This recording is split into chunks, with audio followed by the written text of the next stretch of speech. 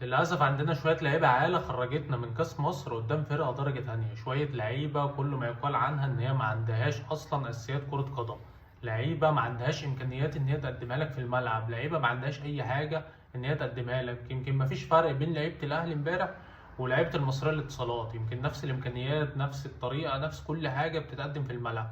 لعيبة أصلا بتتعالى على الكورة وبتتعالى على الماتش وعلى المباراة، وهي أصلا ما عندهاش إمكانيات كرة قدم إن هي تتعالى بيها أصلا.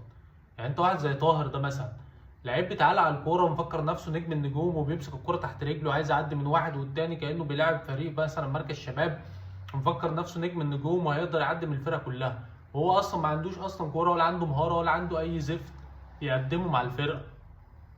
بس انا مش هلوم على الناس دي، انا هلوم على الناس اللي جابت الناس دي الاهلي والناس اللي سايبه الناس دي في الاهلي اللي عند دلوقتي.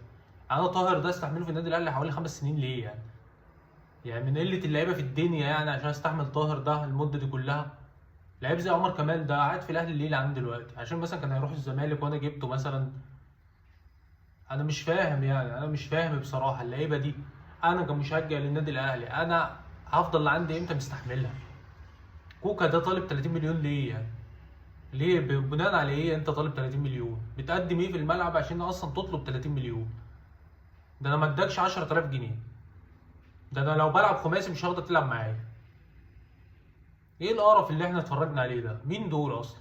وبيلعبوا في النادي الاهلي ازاي؟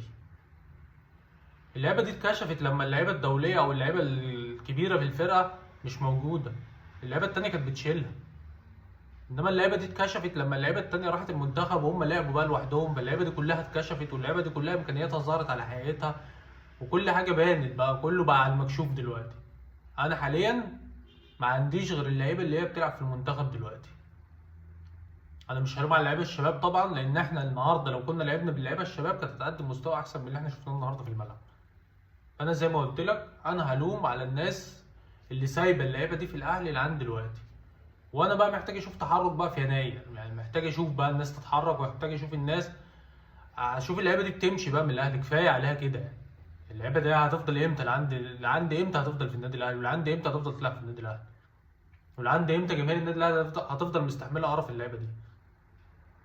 واحد متصيط لي على القاضيه، وواحد متصيط لي على سطلانه، وواحد معرفش متصيط لي على ايه، وهيفضلوا بقى عيب علينا بقى طول السنين؟ ولا احنا هنعمل ايه احنا بالظبط يعني؟ فاتمنى بقى تحرك من الاداره، واتمنى نشوف بقى الناس، نشوف الناس هتعمل ايه من الاداره. سلام.